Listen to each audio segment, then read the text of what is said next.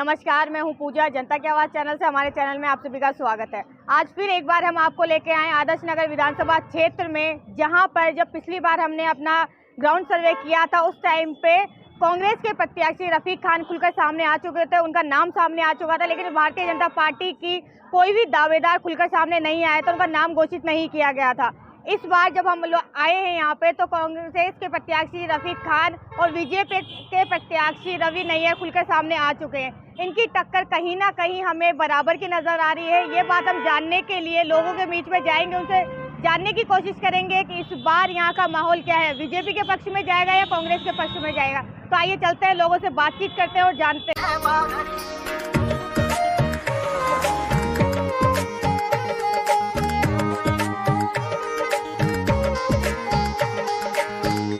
Sir, आपका नाम क्या है? रोहन सुखीजा। जी, इस बार राजस्थान में क्या लग रहा है, किसका माहौल है कि किसकी सरकार बनेगी इस बार? बीजेपी की ही बननी चाहिए, बीजेपी ही बनेगी। बीजेपी क्यों? बीजेपी ने हमेशा कांग्रेस की तुलना में काम भी ज़्यादा किया है और विकास ज़्यादा ही हुआ है राज्य का। जी, तो इस बार कांग्रेस ने कई योजनाएं चलाई जिनको आम जनता को फायदा हो रहा है, तो उसके बारे में क्या कहेंगे आप? मैम, मैं तो ये कहूँगा कि जो कांग्रेस ने जितनी योजनाएं चलाई हैं, मतलब सब बिल्कुल बेकार योजनाएं हैं, क्योंकि कांग्रेस भेदभाव में भरोसा रखती है जो बीजेपी नहीं रखती। अभी रिसेंटली जो आपने सुना होगा, जो एक मुस्लिम की जो मतलब एक मुसलमान की जो मौत हुई थी, कांग्रेस सरकार ने उसको एक नया डेयरी बूथ दिया गया है, उसको 50 लाख रुपए नकद दिए और उसके परिवार में सरकारी नौकरी दी गई है। यही बीजेपी में यही जब कन्हैया लाल टेलर जिसको मारा गया था, उसके मरने पे कुछ नहीं दिया गया था। तो ये सीधा सीधा भेदभाव है, तो जो ये बीजेपी नहीं करती है। नाम क्या है? राजेंद्र तनेजा। जी, तो इस बार राजस्थान का माहौल क्या बन रहा है, किसकी सत्ता बनेगी? सत्ता परिवर्तन तो होगा, इसलिए जब परिवर्तन की बात करते हैं तो बीजेपी की सरकार बनेगी। बीजेपी की क्यों बननी चाहिए? देखिए, सबसे बात ये होती है कि जो डेवलपमेंट होता है ना, वो डेवलपमेंट नज़र आना चाहिए। ये जो स्कीमें चलाते हैं ना गवर्नमेंट, वो डेवलपमेंट के नाम पे लूट है। बेसिकली डेवलपमेंट होता है कोई कैपिटल इन्वेस्टमेंट हो, कैपिटल बने। ये जो रेकरिंग एक्सपेंडिचर दिया जाता है ना, कि आप पेन बांट दिए, आपने लैपटॉप बांट दिए, आपने ऐसी रेकरिंग एक्सपेंडिचर से रिलेटेड जो चीज़ें हैं, जो एक स्टेट के ऊपर लायबिलिटी बनती है, वो करने से वो डेवलपमेंट नहीं होता। डेवलपमेंट हमेशा कैपिटल एक्सपेंडिचर से होता है, और ये कैपिटल नहीं है जो बांट रहे, कोई भी बांट रहा हो, बेशक बीजेपी बांटे, वो भी गलत है। जो कांग्रेस ने अभी ये योजनाएं चलाई हैं लास्ट में जाकर, तो आपको नहीं लगता कहीं ना कहीं उनको योजनाओं का फायदा हो सकता है चुनाव में? देखिए, फायदा हर चीज़ का होता है। ऐसा नहीं कह सकते कि जो गवर्नमेंट देती है, तो कुछ ना कुछ लोग तो ऐसे होते ही हैं जो इसके इन्फ्लुएंस में आ जाते हैं। और आज एक गरीब आदमी तो 5 रुपए के पौवे में ही आ जाता है। तो इसलिए इस इतनी बड़ी संसार के अंदर और इतनी बड़ी इंडिया पॉपुलेशन के अंदर हम किसी के लिए गारंटी नहीं कर सकते कि ये ग्रुप है, ये बेनिफिट नहीं लेना चाहता।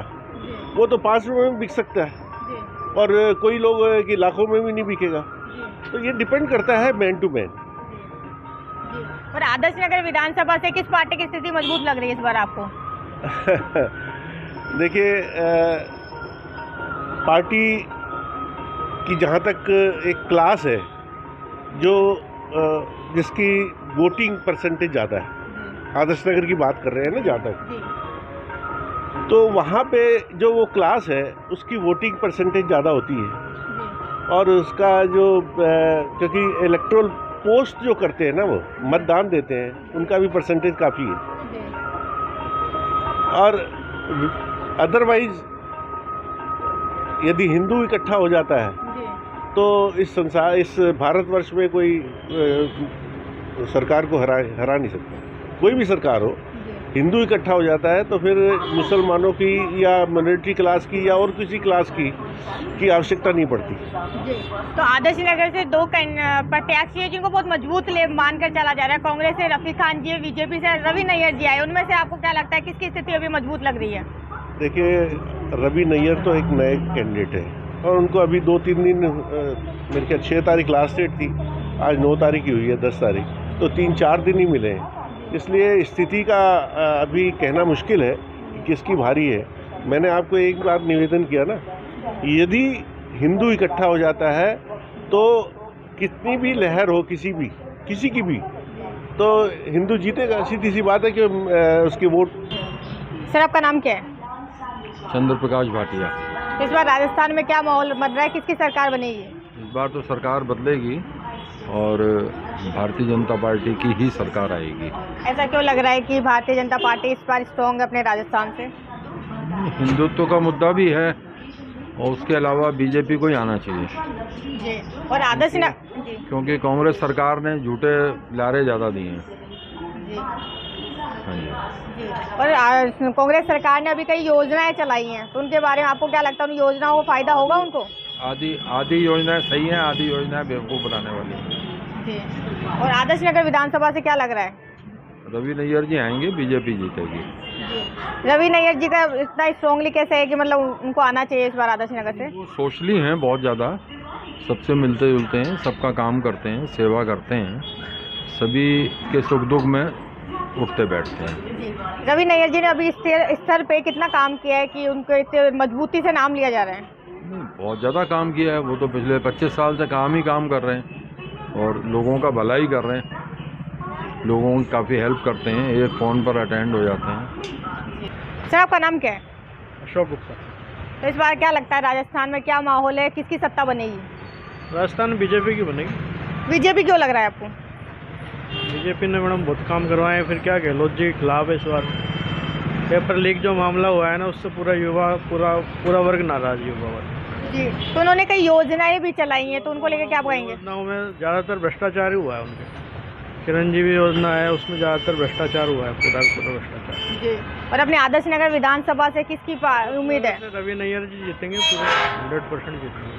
रवि नैयर जी क्यों लगता है कि रवि नैयर जी मजबूत है इस बार? युवा मतलब सभी वर्ग के वो चाहते हैं और बहुत मैदान में बहुत काम करवाए हैं। तो रवि नैयर जी ने अभी तक इस स्तर पे कितना काम किया है कि लोगों का उन पर विश्वास है कि?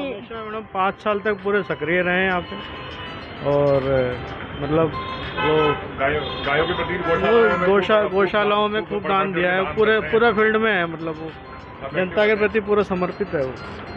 हाँ। सर, आपका नाम क्या है?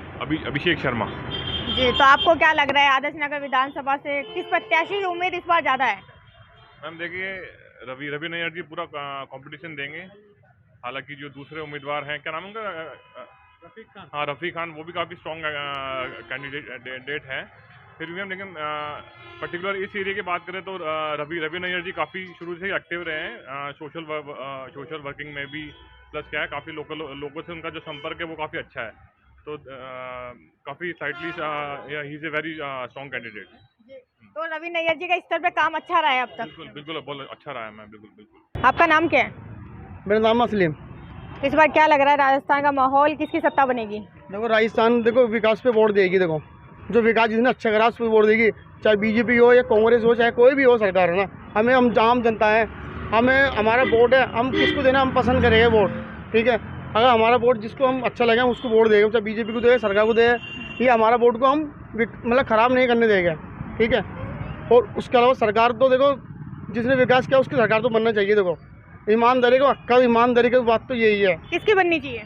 कांग्रेस की सरकार तो बनना चाहिए। देखो, ठीक है, चाहे कांग्रेस ने जब एंड टाइम पे कैसे भी काम किया, काम बढ़िया क्या है, जो हमारे मोदी जी हैं, हमारे मुख्य प्रधानमंत्री जी, वो बहुत बढ़िया काम कर रहे हैं, अच्छे काम कर रहे हैं, उन्होंने बहुत अच्छे विकास करा, उन्होंने बहुत बढ़िया काम करा।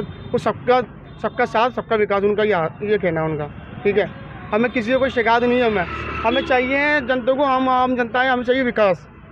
जो विकास देगा, विकास कराएगा, उसको हम वोट देंगे। अभी हमारा वोट है, हम वोट किसको देंगे हम। और आदर्श नगर विधानसभा से किस प्रत्याशी की उम्मीद लग रही है इस बार आपको? देखो, ये क्या नाम है इसका, बीजेपी का एक नेता खड़ा हुआ, नाम क्या? रवि नैयर जी। रवि नैयर जी, तो देखो अगर इन दोनों अच्छे काम कराए, इनका माहौल अच्छा रहेगा तो हो सकता है ये आ जाए। ठीक है, ये नए हैं, इनको कोई नहीं जानता था पहले। ठीक है, हम तो अशोक परनामी जी को जानते थे, तो हमारे विधान आधे से 76 मतलब MLA रह चुके हैं, उनको जानते थे हम लोग तो। ठीक है, अब हमने हमारी उम्र हो गई 41 साल की उम्र है मेरी। ठीक है, हमने मेरी लाइफ के अंदर पहली बार ऐसे MLA आज तक नहीं देखा रफ़ीक खान जैसा। इनने कोई न हिंदू देखा, ना मुसलमान देखा, ना सिख, ना पंजाबी, सबका विकास का, सबके जिसने जो सेवा की है वो बेचारों वो सेवा खुद। आपका नाम क्या है सर? दिलीप जीवनानी। तो इस बार राजस्थान का क्या माहौल लग रहा है, किसकी सरकार बनेगी? इस बार राजस्थान में BJP की सरकार बनने जा रही है। बीजेपी की। और अपने आदर्श नगर विधानसभा से किस प्रत्याशी की उम्मीद ज़्यादा लग रही है इस बार आपको? भाजपा। जी, उनके प्रत्याशी रवि नैयर जी। रवि नैयर जी क्यों? आपको क्यों लग रहा है कि रवि नैयर जी इस बार यहाँ पे अच्छा करेंगे, या फिर उनकी उम्मीद ज़्यादा है इस बार?